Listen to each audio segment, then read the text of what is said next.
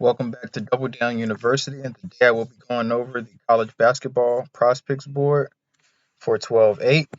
We in the car with it today, doing a little short video. Today is a small slate. Be very careful because a lot of these lines are really tight.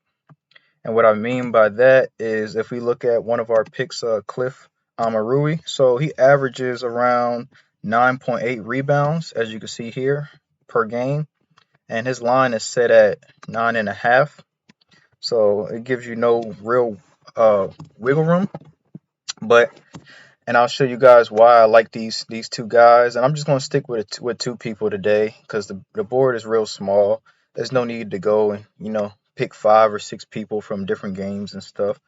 But let's get into it. So Abdul Kareem Koulibaly. So with him, he plays for UMass Lowell, and I really like his points here because he has hit this line in every game except for 2 games.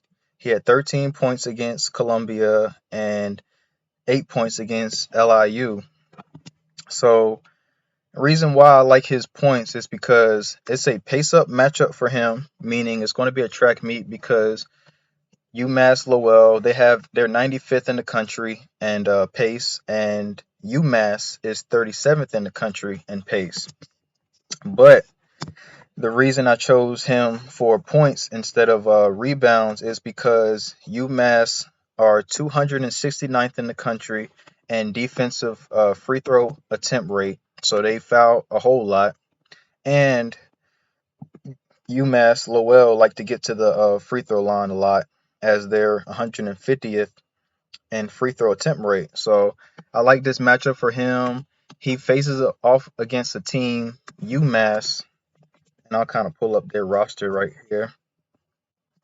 So UMass, they're not a tall team at all. Like they have a lot of like swing players or players that can play the 3 or the 4. Because as you can see, like their tallest player is 6'10", 250, Wildens LeCuve.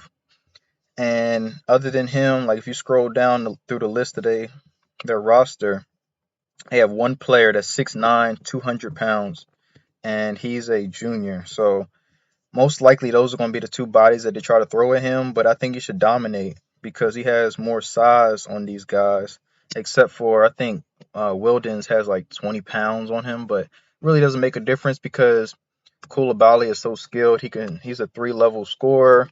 As you can see, he shoots 70% from the free throw line.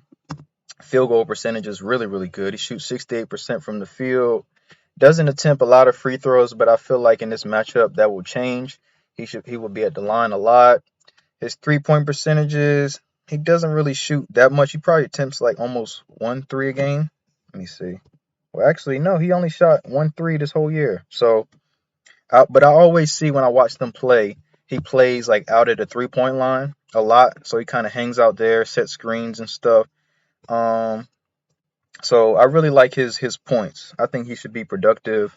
I think they have an advantage mid-range and 3-point over UMass. So I think he can be able to score from different levels and be able to get this 14 points. Moving on to our next pick, Mr. Cliff Amarui. So Cliff, he is a great defensive player. He gets a lot of blocks, as you guys can see here. He gets a lot of blocks, a couple steals. I don't want to really touch his fantasy. I kind of want to go with what he does well. He's a rebounder. Didn't want to touch his points, even though it's a great spot for his points because Rutgers, they are first in the country and an opponent 3-point field goal percentage. They only allow 20% from 3-point line, which is amazing. And so that will lead to a lot of, long rebounds. That's why I'm targeting his rebounds because it should lead to a lot of long rebounds, a lot of contested twos where he should be able to get like a quick board off the glass, miss layups. But I really like this matchup for him. But keep in mind, though, both teams are really slow paced. Like Ohio State, they are slower than molasses. They only have 240. They're on 242nd in the country and pace, and Rutgers is 132. So it should be a slow paced game, but it should be a lot of rebounds Because as you can see here, Rutgers, they're at 32% from three, and Ohio State is 36%. But I feel like that should drop. As you see, they allow 27% from three, Rutgers. So I expect a lot of rebounds in this matchup for him. The key to it, though, for me, is if he stays out of foul trouble, I feel like he should easily hit this line. He's only fouled out once this year, has had 3 fouls or more in only 4 games. So I feel like if he stays out of foul trouble and doesn't get too early fouls, he should be able to hit this number with ease. A lot of times, as you see, like these 3 games, he's got 9. So he was 1 away in these matchups, and one of them he fouled out. So he could have potentially gotten 10 in this matchup.